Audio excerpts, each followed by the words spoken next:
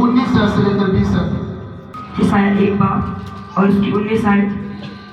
अगर तुम राजी और फरमाबरदार हो तो ज़मीन के अच्छे अच्छे फल खाओगे, पर अगर तुम इनकार करो और बागी हो तो तलवार का लुकमा हो जाओगे, क्योंकि खुदावन ने ये अपने मुंह से फरमाया है। सब कहेंगे जोर से आमीन आमीन। इसी कलाम से मेरी जिंदगी बदली। 8 साल पहले खुदा के खातम ने, कोई मीटिंग नहीं थी, कोई कुछ नहीं था, 2 लोग गए, हमें कोई हमारा दोस्त लेकर गया खुदा के खातम के पास। जब वो लेकर गया, कोई मीटिंग नहीं थी, उन्होंने कलाम को खोला, उसके पास बैठे खातम के पास, उन्होंने कलाम को खोल के उन्होंने यही बात की, सिर्फ ये आयत को पढ़ा और उन्होंने कहा कि खुदावंद ये कहता है अपने लोगों को, खुदावंद अपने लोगों से ये पूछता है कि अगर तुम राजी और फरमा बरदार हो तो जमीन के अच्छे अच्छे फल खाओगे। उस दिन कोई मीटिंग नहीं थी, कुछ भी नहीं था, हम 2 दोस्त थे, एक भाई हमें लेकर गया खुदा के खातम के पास। उन्होंने सिर्फ 4 से 5 मिनट तक ये हमें कलाम सुनाया, ये आयत पढ़ी और इस आयत पर उन्होंने बात की और हमने बैठकर सुन रहे थे। इवन कि हम क्रिसमस वाले दिन या किसी दिन भी हम चर्च नहीं जाते थे, हम दोनों दोस्त, वैसे ही किसी के साथ हम चले गए और उन्होंने ये कलाम खोल के हमें सुनाना शुरू कर दिया। उनके पास हम बैठे हुए थे, उन्होंने सुनाया तो उसी आयत ने, एक ही आयत ने उसी वक्त मेरे दिल में, खुदावन ने मेरे दिल में से उन चीज़ों को निकालना शुरू कर दिया और वो कलाम मेरी ज़िंदगी में चलना शुरू हो गया उसी दिन। ये 8 साल पहले मैं कभी भी चर्च में नहीं गया, क्रिसमस हो चाहे कुछ भी हो, कभी चर्च हम दोस्त थे कभी नहीं गए, लेकिन खुदा के खादम ने तब मुझे कलाम सुनाया और वो कलाम सुना तो वो कलाम मेरे अंदर बैठ गया। रोज उस कलाम को सोचते रहना। बुरी हरकतें भी थी, गुनाह भी करते थे, हर एक काम करते थे, सब कुछ करते थे, लेकिन एक ही आयत ने पकड़ के पूरी जिंदगी बदल दी हम दोनों दोस्तों की। उसी महीने के अंदर अंदर मैंने बपतिस्मा लिया और मैंने कहा क्या मैंने बपतिस्मा लेना, वो कहते हैं तैयारी करो, मैंने कहा तैयारी अब हो चुकी है, मैं कलाम को समझ चुका हूं, क्योंकि खुदावंद पूछता है अगर तुम राजी हो तो।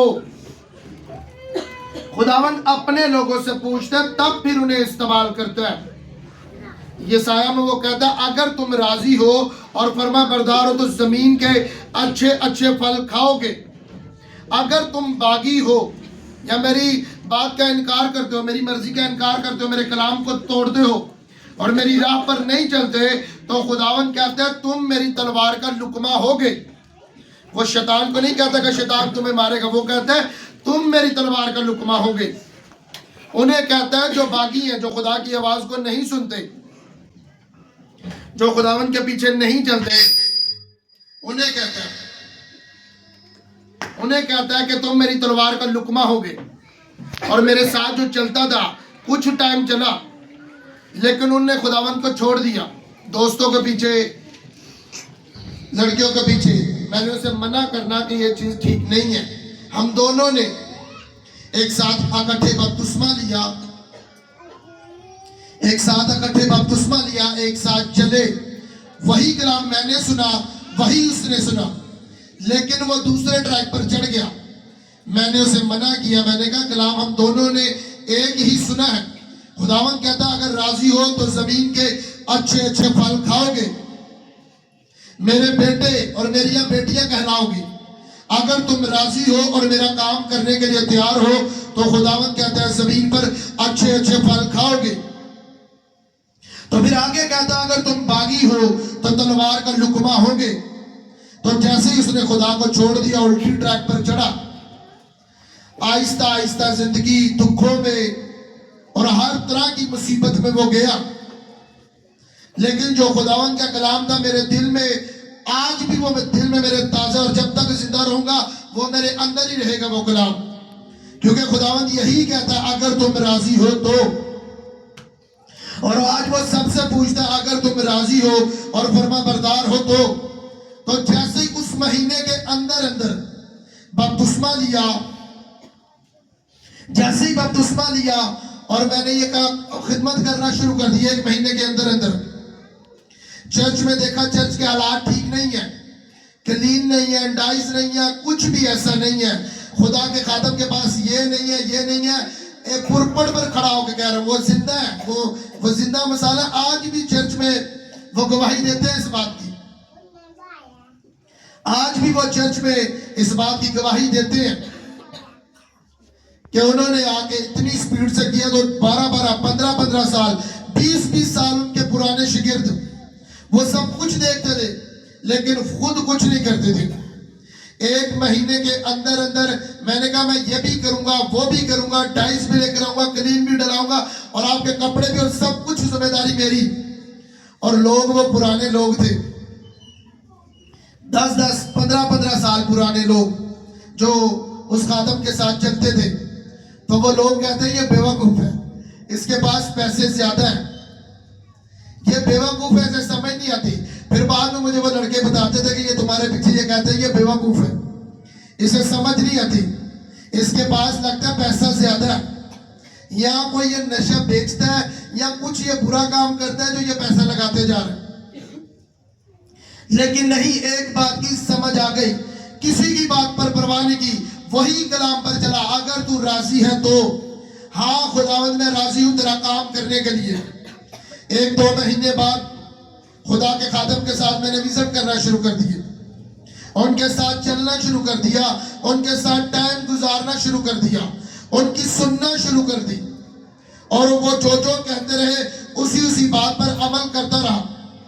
और जो वो पुराने लोग थे, इतनी जगह वो नहीं ले पाए जितनी जल्दी खुदा ने मुझे इस्तेमाल करके, उतनी जल्दी वहां खुदा ने इस्तेमाल करना शुरू कर दिया। और उस खुदा के खादम के पास जब जब रहता रहा तब तक रूहों को बचाता रहा, चलता रहा। उनके कहने के बावजूद भी हर रोज एवेंजलिज्म करने के लिए निकल जाता और उनकी भी खिदमत करनी, उनके घर के भी काम करने, उनके बर्तन भी धोने, उनके सब कुछ घर के काम भी करने। मैं ये नहीं कहता कोई करे, लेकिन जो मैंने किया वो कह रहा हूं। मैंने उनके घर के बर्तन भी धोए, रोज जितनी देर उनके पास रहा, शाम को जैसी ड्यूटी से आना, प्रेयर करनी, नीचे जाना। वो दोनों बुजुर्ग खादम थे, तो मैंने कहा तुम आप रहने दो, मैं खुद दे देता हूं। मैंने उनके बर्तन भी धोने और सब कुछ उनकी खिदमत करनी, और जो उन्होंने कहते रहना वो भी करना। और जो दिल में खुदा के रूह ने डाला, तब तो नहीं पता था कि ये दिल में डालता कौन है, नया था, लेकिन जो खुदावन मुझसे करवाता रहा, करता रहा। इसीलिए कि वो कलाम मेरे अंदर आ चुका था। यह नहीं कि बड़ा लंबा कलाम या घंटा या 2 घंटे या कुछ महीने सुनता रहा और उसे चेक करता रहा, साथ साथ गुनाह करता रहा, साथ साथ चेक करता रहा। नहीं, सिर्फ सुन के, वही कलाम सुन के उस पर अमल करता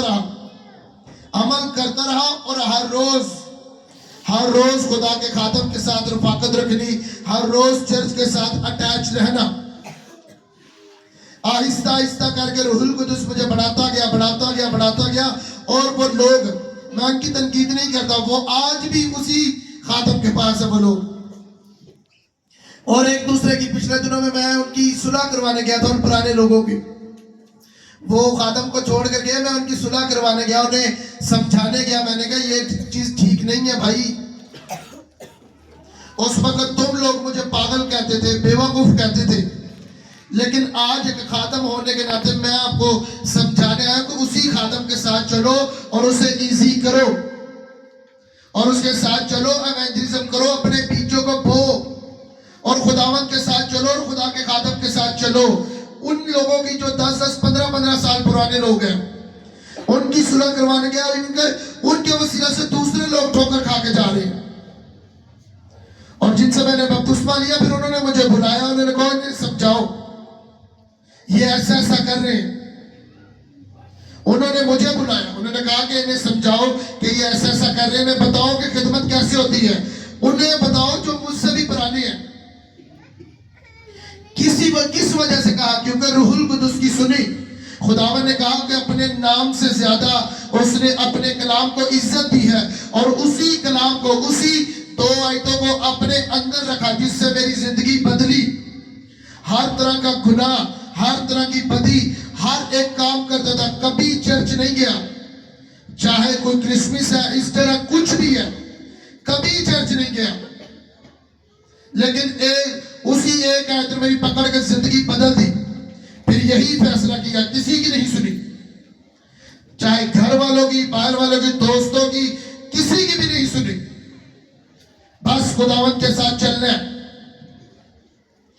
गलत काम किए, खुल के किए, लेकिन अब मैंने अपने उस आदम से मैंने बताया, मैंने कहा गलत काम किए, खुल के किए, कभी घर वालों से नहीं डरा और किसी से भी नहीं डरता था।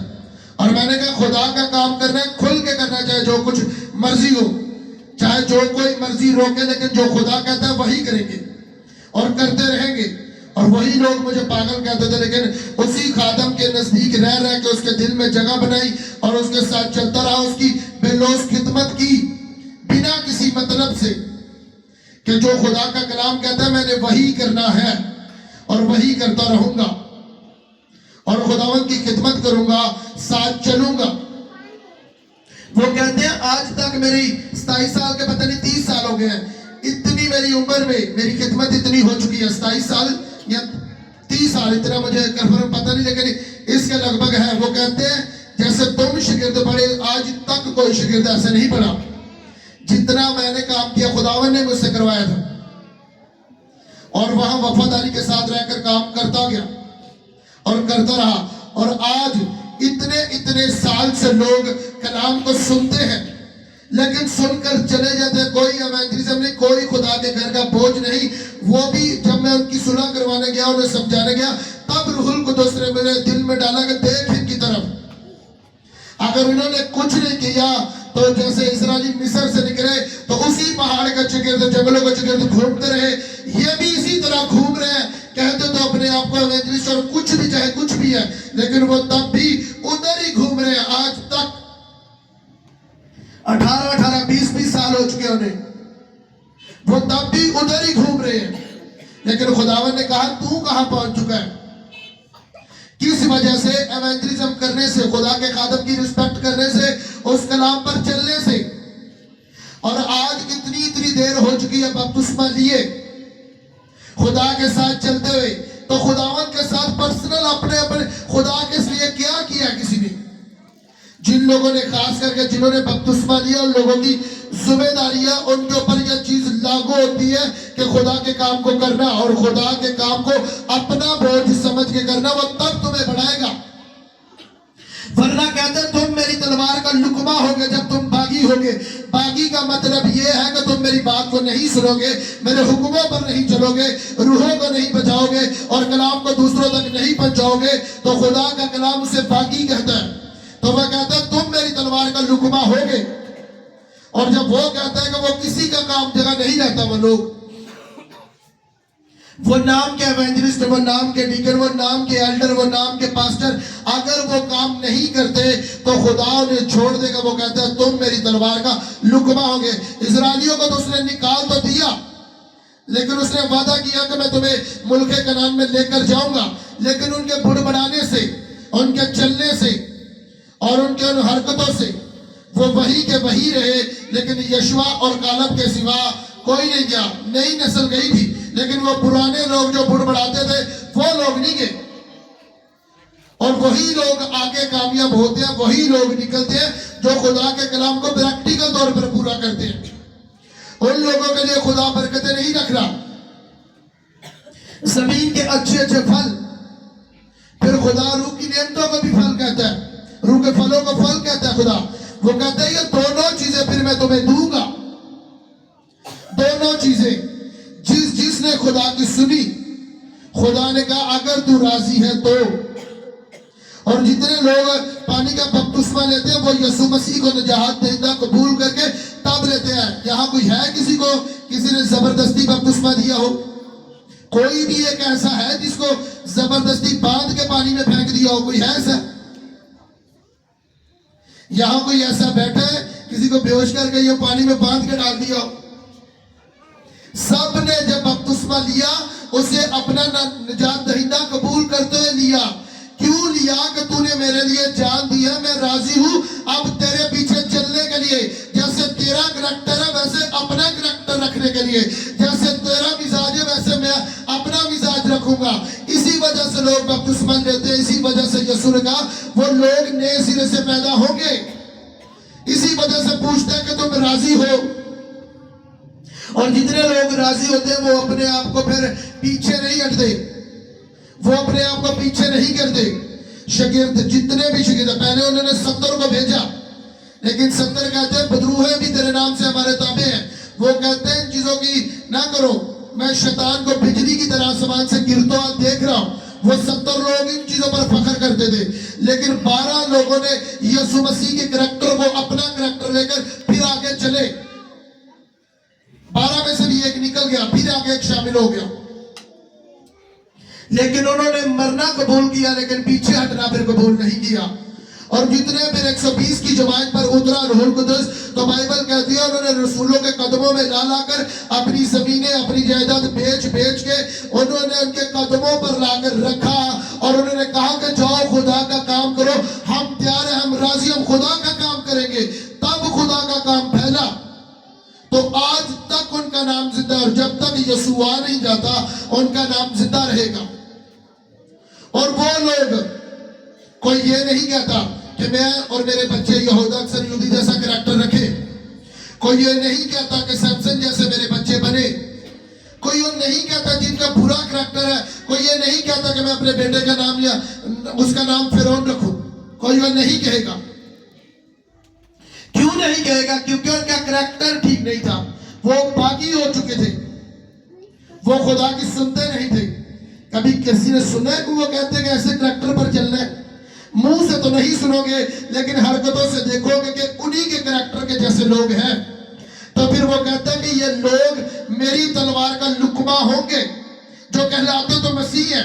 इनके शनाख्ती कार्ड पर, आईडी कार्ड पर मसीह लिखा है, इनके हर एक कागजात पर, डॉक्यूमेंट्स पर मसीह लिखा है, लेकिन इनके करैक्टर वैसा नहीं है। इनकी जिंदगी में तुम फल नहीं देखोगे। और जो खुदा के साथ चलेंगे, फरमाबरदारी के साथ चलेंगे, खुदावंद कहता है जमीन के अच्छे अच्छे फल तेरे हैं। फिर तुझे दुनियादारी के सामने कर्जा लेने की जरूरत नहीं पड़ेगी। तुझे दुनियादारी के सामने किसी चीज को लेने के लिए किसी से पैसा या कुछ भी लेने की जरूरत नहीं पड़ेगी। बाइबल कहती है अच्छे अच्छे फल फिर मैं तुम्हें दूंगा, और हलीम जमीन के वारिस होंगे। जमीन के, उनकी अपनी जमीनें होंगी, उनकी अपनी प्रॉपर्टी होगी। हर एक जमीन पर जो ब्लेसिंग है वो तुम्हारे पास होगी। जो लोग फरमाबरदार हैं उनकी बात करता है खुदा,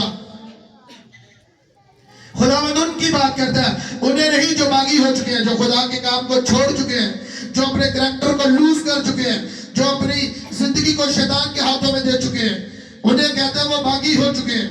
तो फिर कहते हैं वो मेरी तलवार का लुकमा होंगे। वो लोग जो मेरे पीछे नहीं चलेंगे, जो राजी नहीं है, जो हर रोज एवेंजलिज्म नहीं करेंगे। तब कुछ टाइम उनकी नजर में मैं बेवकूफ था। अपने काम को छोड़ देना, अपने सब कुछ छोड़ देना, एवेंजलिज्म करनी, खुदा के खातम के साथ जाके विजिट करना, और जो जो उन्होंने ड्यूटी लगानी वो सब करना, जो नहीं ड्यूटी लगानी वो भी काम करना। और कभी नहीं कहा कि ये काम ये करे, वो कहता मैं भी कहता हूं ये भी मैं करूंगा, ये भी मैं करूंगा। और कभी नहीं जितलाया कि ये भी मैं करता हूं, मैं करता हूं। नहीं, खुदा के सामने बस करता रहा, जो खुदा के खातम कहते रहे वो करता रहा, और उनके कहने के बावजूद भी करता रहा। कभी इतना उन्होंने बोझ नहीं डाला, तब भी खुदा का काम समझ के करता रहा। और आज वो कहां है? तो खुदा ने हमें कहां ले आए? क्योंकि सिर्फ एक ही बोझ है कि खुदा का काम करना है। जो कलाम को लिया है उसी पर चलना है, उसी कलाम पर चलना है। खुदा उनकी जिंदगियों में फलों को भेजता है जो कलाम को अपने दिल में रख कर उस पर अमल करते हैं और हमेशा याद रखते हैं, और वो गुनाह नहीं करते। वो कहते हैं जिसके अंदर कलाम है वो गुनाह नहीं करते, वो चोरी नहीं करते, वो झूठ नहीं बोलते, वो किसी को बुरी आंख से नहीं देखते, वो किसी के लिए बुरा बोलते नहीं, वो किसी के लिए बुरा सुनते नहीं। जिनके अंदर कलाम है, जिनके अंदर कलाम है, वो चुगली चकारी नहीं करते, वो किसी के लिए ऐब जोई नहीं रखते, वो किसी के बारे में भी बुरा नहीं सोचते। जिनके अंदर कलाम है, ये उनकी निशानी है उन लोगों की जिनके अंदर कलाम है। सिर्फ उनके मुंह से कलाम ही निकलेगा। मैं कल एक भाई के घर में गया, उनके पास जब भी जाओ उनके मुंह से कलाम ही निकलते रहते हैं। जब भी उनके पास जाओ वो कलाम की बातें करते रहते हैं। वो हर रोज ड्यूटी करते हैं, गैर कौमों को रोज कलाम सुनाते हैं। तो जब उन्हें हर रोज कोई मिले ना तो अपने बच्चों को घर में आके कहते हैं आज मुझे कोई मिला नहीं है। तो मैं हैरान था कि उनके अंदर कैसे कलाम ग्रोथ कर रहा है, कैसे उनके कलाम की वो जगाली करते रहते हैं हर रोज। कोई भी उन्हें मिलने के लिए आता है, चाहे उनका रिश्तेदार ही क्यों नहीं, वो उनसे कलाम की बात करते रहते हैं, उन्हें सिखाते रहते हैं। ये रूहुल कुदुस की निशानी है। कल उनके घर से मैं जब निकल रहा था तो खुदावन ने मेरे दिल में डाला ये रूहुल कुदुस की निशानी है। बेगाना जुबान रूहुल कुदुस की निशानी नहीं है। निशानी ये है कि जिसके मुंह से कलाम निकलेगा, जो दूसरों को कलाम सिखाएगा, बताएगा, अपनी गवाही देगा और दूसरों को बचाएगा। और ये है रूहुल कुदुस। ये है कि हाँ मैं राजी हूं। अब खुदावंद ने शहर के बाहर भेज रहा है और मेरा ईमान है कि लोग तो कहते हैं कि उनके दफ्तर वाले कहते होंगे कि हमने उनकी ड्यूटी लगाई है। नहीं, खुदावंद उन्हें भेज रहा है एवेंजलिज्म करने के लिए, कि मिशनरी बन के खुदावंद उन्हें यहाँ बनाकर भेजेगा यहाँ से। और जब वो वापसी आएंगे तो उन्हीं के मुंह से गवाही सुनेंगे। बहुत से लोग उनके वसीले से यीशु मसीह को कबूल कर चुके होंगे यीशु के नाम से। ऐसा खुदावंद उनकी तैयारी करवा के यहाँ से भेजेगा। और खुदावंद ये सबसे चाहता है कि वो सब खुदा का काम करें। इस कलाम को सुनकर अगर जाओगे, उनकी ज्यादा सजा है। आपको पता है उन लोगों की ज्यादा सजा है जो खुदा के कलाम को सुनकर उस पर अमल नहीं करते और दूसरों को नहीं बताते। और खुदावंद इसी वजह से पूछते हैं तुम राजी हो। इसी वजह से लोग बपतिस्मा लेते हैं जो राजी हैं। और जब खुदा के साथ चलने का वादा करते और नहीं करते, उनकी सजा फिर ज्यादा है। वो खुदा से भी मार खाते हैं और शैतान से भी खाते हैं। और जो खुदा के साथ चलता है वो खुदा और इंसान दोनों की फेवर को पाता है। जो खुदा के हुक्मों पर चलता है, उस कलाम पर चलता है और खुदावन के कामों को अपना काम समझ के बोझ लेता है, तो खुदावन कहता है वो खुदा की और इंसान दोनों की फेवर पाएंगे। शमूएल खुदा की और इंसान दोनों की फेवर पाता था। क्यों पाता था? क्योंकि एली के बच्चे बदकार थे, गुनाहगार थे, वो सब कुछ करते थे।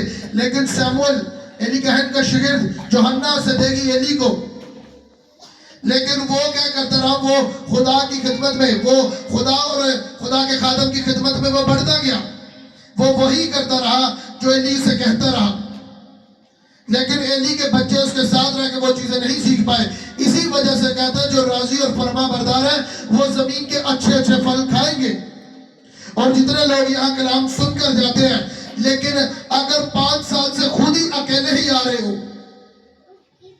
अकेले ही 5 साल से, 10 साल से, 15 साल से, और उसके ऊपर भी अगर पानी का बपतिस्मा लेकर रूहुल कुदुस पाके, बेगाना जुबान पाके, तब भी तुम अकेले चर्च में आ रहे हो, तो तुम्हारी खिदमत का, तुम्हारा खुदा के साथ चलने का कोई फायदा नहीं। कोई फायदा नहीं। क्यों? क्योंकि तुम आगे खुदा का काम ही नहीं कर रहे।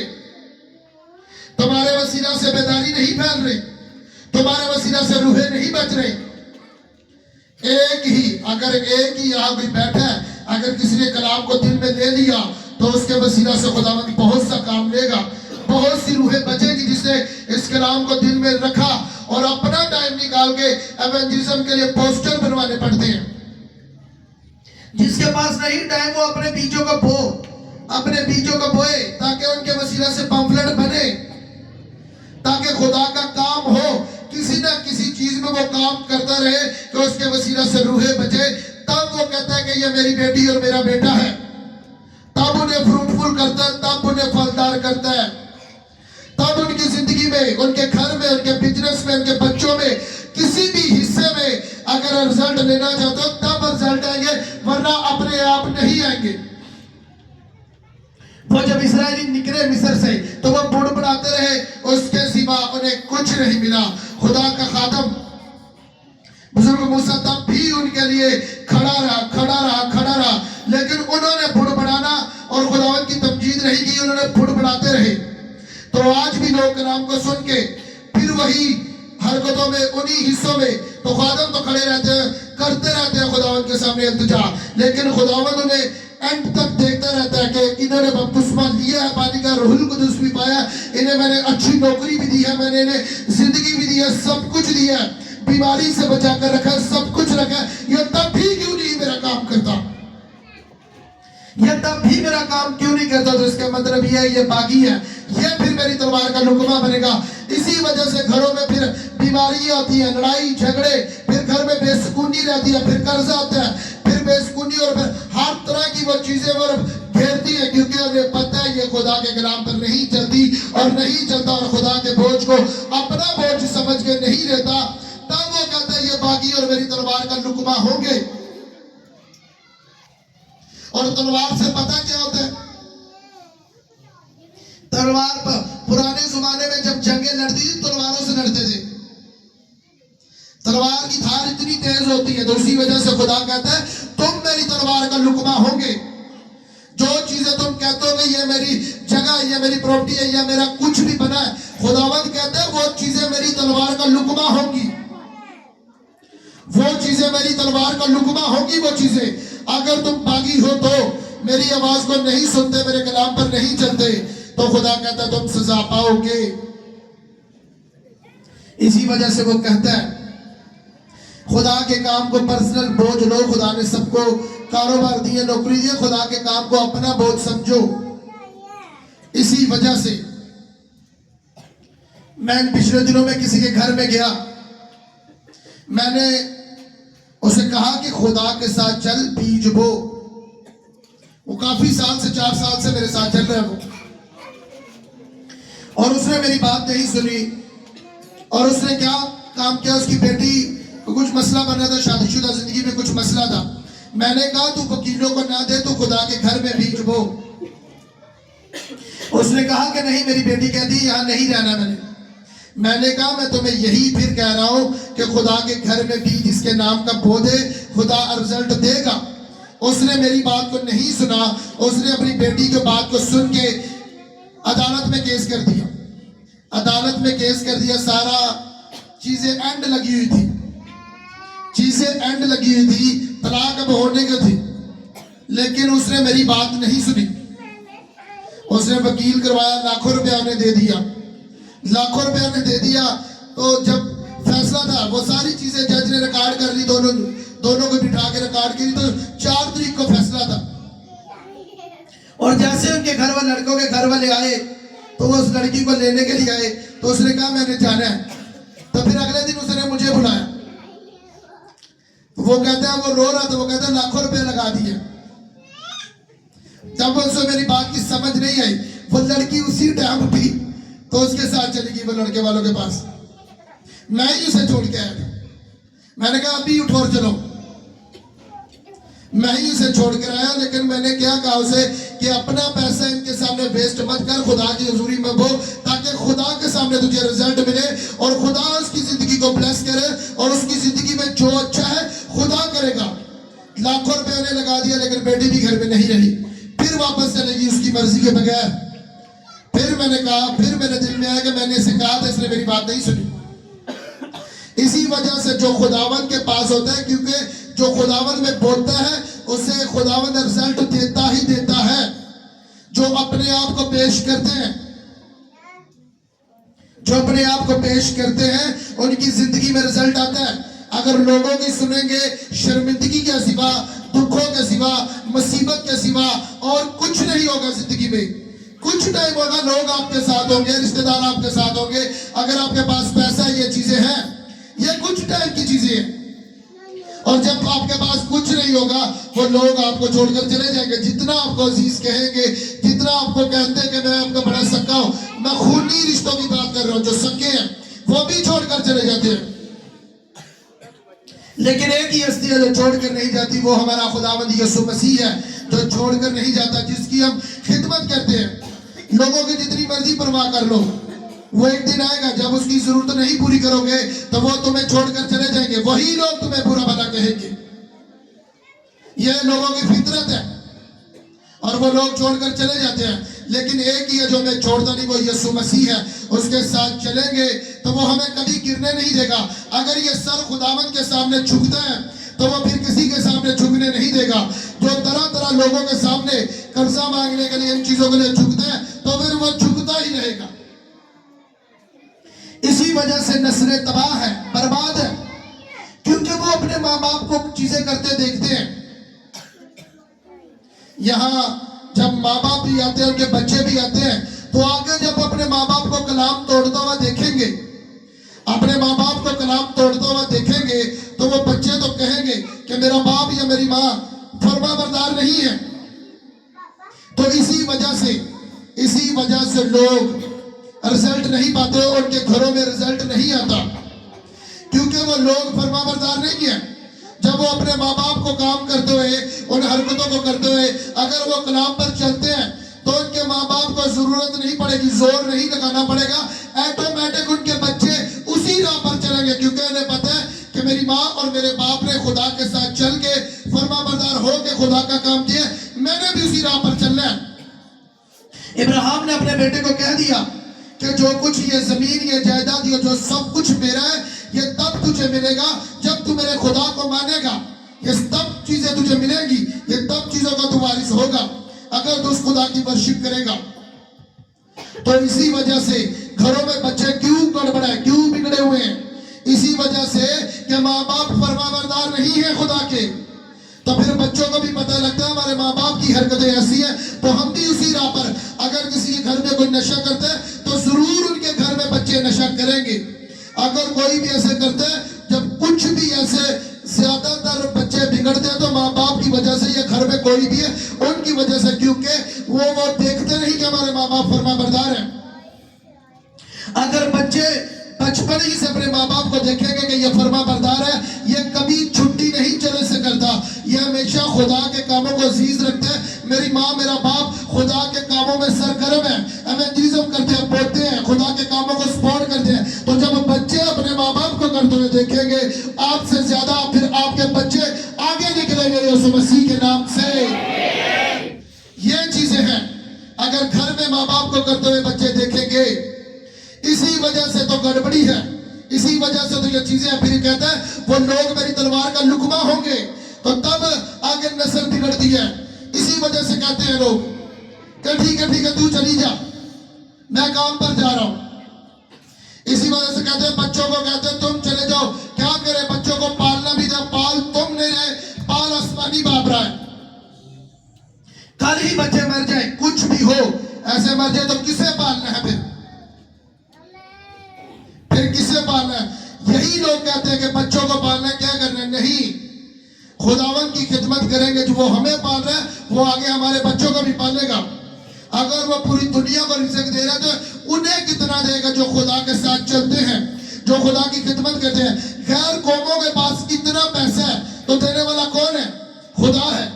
लेकिन जो खुदा की खिदमत करते हैं, तो बाइबल कहती है जो बरकतें खुदा की ओर से मिलती हैं, उसमें ना दुख, ना मुसीबत, ना तंगी, ना बीमारी, कुछ चीजें शामिल नहीं होती। उसमें खुशियां ही खुशियां शामिल होती हैं उनके लिए जो खुदा की राह पर चलते हैं, जो खुदा के पीछे चलते हैं। जब अपने घर में माँ बाप जाएंगे, तो अपने बच्चों को कहेंगे कि तू अपने लिए बीज बो, तू अपने लिए खुदा का काम कर, जैसे मैं करती हूँ और मैं करता हूँ, तुम भी खुदा के साथ चलो। अगर माँ बाप कहे कि हमें आज तक ऐसे प्लस देखा है, बीमारी से बचे हुए देखा है, इन चीजों से, एक्सीडेंट से, मुसीबत से हमें बचते हुए देखा है, तो उसका रीजन एक ही है कि हम फरमाबरदार और खुदा के हुक्मों पर चलते हैं, हुक्मों पर चलते हैं। तुमने भी यही करना है, तुमने भी खुदा की खिदमत करनी है। पढ़ते हो अच्छी बात है, लेकिन रोज कहीं भी ना कभी टाइम निकाल कर खुदा के घर की खिदमत के लिए निकला करो। चाहे वो जवान बेटियां हैं या बेटे हैं। लोग अपनी बेटियों को सेफ रखते हैं घरों में, लेकिन इतना नहीं पता कि शैतान उन्हें खाता है। जब वो घरों से किसी लड़कों के साथ निकल जाती है, तब नहीं पता चलता। लेकिन जो कोई इवेंजलिज्म करने के लिए निकलते हैं, तब लोगों के मुंह खुल जाते हैं कि जवान लड़कियों को गलियों में इन चीजों में जाती हैं, लेकिन तब उन्हें नहीं पता चलता है जब वो बुरी हरकतें करती हैं, चाहे मोबाइल पर, चाहे किसी भी चीज पर बुरे काम करती है। क्यों करती है? क्योंकि उनके माँ बाप ने उन्हें खिदमत करना नहीं सिखाया, तब वो बिगड़ते हैं, तब वो बुरी हरकतों में जाते हैं। तो फिर कहते हैं खुदा तो हमारी सुनता नहीं, क्योंकि खुदा कहेगा कि तू फरमाबरदार नहीं था, तू मेरे पीछे नहीं चला, इसी वजह से तेरे बच्चे बिगड़े हुए हैं, इसी वजह से तेरे घर में बरकत नहीं है, बरकत नहीं है तेरे घर में। खुदावंद उन लोगों को कहते हैं गलती हमारी है, इसी वजह से कहते हैं जो कोई फर्मा बरदार है, अगर तुम राजी हो तो तब मैं आऊंगा, अगर तुम राजी हो तब मैं आऊंगा। याद रखना, रूहुल कुदुस कभी भी किसी से जबरदस्ती नहीं करता, रूहुल कुदुस कभी भी किसी से जबरदस्ती नहीं करता। रूहुल कुदुस उसकी जिंदगी में काम करता है जो रूहुल कुदुस को अपना आप देता है, तब खुदा आता है, खुदा पूछता है, फिर जब वो पूछता है तो अपना रूह भेजता है उसकी जिंदगी में। जो अपने आप को कहता है मैं फर्मा बरदार राजी हूं, पहला यही कॉन्सेप्ट है। खुदा कहते हैं जो राजी है, यही पूछते हैं वो कि जो राजी है, फिर जो राजी कहता है मैं राजी हूं, उसकी जिंदगी में रूहुल कुदुस भेजता है। तो जिसकी जिंदगी में रूहुल कुदुस आता है तो वो कहता है वो लोग यतीम नहीं रहेंगे, चाहे उसके माँ बाप जमीन पर जिंदा है या नहीं, लेकिन तब भी वो कहते हैं वो यतीम नहीं रहेंगे। जिसके माँ बाप खुदा के पास चले गए, फिर भी लोग तो कहते हैं ये यतीम है, लेकिन खुदा कहता है मैंने तुम्हें अपना रूह दिया, फिर तुम यतीम नहीं हो। अगर खुदा का काम करेंगे तो खुदा हमें और हमारे घराने को ब्लेस रखेगा। यीशु ने क्या कहा, किसी को पता है? ये बड़ी फेमस आयत है। वो कहता है तुम चुन लो तुमने किसकी वर्शिप करनी है। उसने अपना नहीं कहा, सिर्फ उसने कहा मैं और मेरा घराना तो यहोवा खुदावंद की ही वर्शिप करेंगे, उसके पीछे चलेंगे और उसी के नाम को मुबारक कहेंगे। आमीन। ये खुदावंद कहता है अगर घरों में बेदारी देखना चाहते हो तो, अगर घरों में बेदारी देखना चाहते हो, जब बच्चे अपने माँ बाप को खुदा की खिदमत करते हुए, खुदा के घर की कोई ना कोई खिदमत करते हुए, जब वो अपने माँ बाप को देखेंगे, माँ बाप को फिर बोलने की जरूरत नहीं पड़ेगी। अगर वो जेन्युइन खिदमत गुजार लोग हैं तो वो भेड़ के रूम में भेड़िए नहीं कि चर्च में कुछ और बाहर कुछ, उनके बच्चे बिगड़ेंगे। रिजल्ट सिर्फ खुदा देता है। अगर अपने माँ बाप को वो खिदमत करते हुए देखेंगे तो फिर आपको बोलने की जरूरत नहीं पड़ेगी कि मेरी बेटी मेरा बेटा खुदा के साथ चले। जब वो आपको हर रोज देखते रहेंगे खुदा के कलाम पर चलते हैं, तो तब वो फिर अपने माँ बाप जैसा करैक्टर रखते हैं, उन्हीं के जैसा मिजाज रखते हैं। इसी वजह से तो पलूस कहता है मैं मसीह की मानिद हो चुका हूं और तुम मेरी मानिद बन जाओ भाइयों। तो इसी वजह से जब घर में माँ बाप का अच्छा करैक्टर होगा, खुदा के कलाम पर चलते हुए होंगे, उन्हें बोलने की जरूरत नहीं पड़ेगी। फिर उन्हें अपने बच्चों पर निगाह करने की भी जरूरत नहीं पड़ेगी। उन्हें पता होगा कि मैं जो करता हूं मैंने कभी किसी के साथ बुरा नहीं किया, मैंने कभी किसी के साथ, कभी किसी के बच्चों के लिए दिल में कोई कीना बुग्ज नहीं रखा, तो खुदा मेरे बच्चों के साथ भी ऐसा नहीं होने देगा। तब होता है ऐसे। क्रूसेड करने के लिए क्रूसेड की डेट हमें मिल चुकी है। क्रूसेड तीसरे महीने की 24 तारीख को क्रूसेड है G7 में। तीसरे महीने की 24 तारीख को खुदा के कामों के लिए बढ़ चढ़कर हिस्सा बोना, खुदा के कामों के लिए अपने बीजों को बोना। काम बहुत से हैं। तीसरे की 24 तारीख को याद रखना पंफलेट बन जाएंगे। हम सब ने पंफलेट भी बांट रहे हैं, अपने बीजों को भी बोना है। और जब ये टीम वर्शिप टीम इतनी हो चुकी है यहाँ खड़ी नहीं हो सकती, और ये दीवार को हमने निकालना और वहां सामने पुरपट बनाना। इसके लिए भी अपने बीजों को बोना है ताकि खुदा के काम हम कर पाए। खुदा के कामों के लिए बोझ मेरे भाइयों मेरी बहनों हमने लेना है, हमने लेना है। ये दीवार को जल्दी हमने यहाँ से निकालना और वहां सामने पुरपट करना है। इसके लिए अपने बीजों को हमने बोना है, खुदा के काम को करना है। 2026 में खुदा के काम को हमने करना है। क्या करने के लिए तैयार हो? करने के लिए तैयार हो? इन चीजों को प्रेयर में भी रखना है और सारी चीजें करनी है। 21 दिन चर्च के लिए और मेरे लिए हम सब ने फास्टिंग करनी है ताकि खुदा का काम बढ़े, हम और आगे निकले। 21 दिन कल से शुरू है। 21 दिन चर्च के सारे कामों के लिए, ये सारे कामों के लिए, क्रूसेड के लिए, मेरे लिए 21 दिन सब ने फास्टिंग करनी है। क्या करोगे? सब करेंगे। चाहे 12 बजे तक रखो, चाहे 3 बजे तक रखो, चाहे 6 बजे तक रखो, लेकिन 21 दिन फास्टिंग करो और प्रेयर करो। और ज्यादा बेगाना जुबान कितने लोगों को मिली है? रहते हैं कुछ लोग जिन्हें नहीं मिली। खुदावंद इन्हीं दिनों में देगा यीशु के नाम से। सब बेगाना जुबान बोलनी है, हर रोज ज्यादा से ज्यादा बेगाना जुबान सबने बोलनी है। और जो हर रोज आ सकते हैं, जो दूर से हैं उनकी चलो प्रॉब्लम है, वो नहीं रोज आ सकते, और जो यहाँ के हैं वो रोज आए, वो रोज आए। बहनों की अलग मीटिंग होती है, भाइयों की अलग, ताकि प्रेयर में बढ़े, आगे बढ़े, रिजल्ट लें। और एवेंजलिज्म टीम जो एवेंजलिज्म करती है हर रोज, बहनें भी अब हर रोज एवेंजलिज्म करें ताकि लोग बचाए जाए और खुदा का काम हो। आमीन।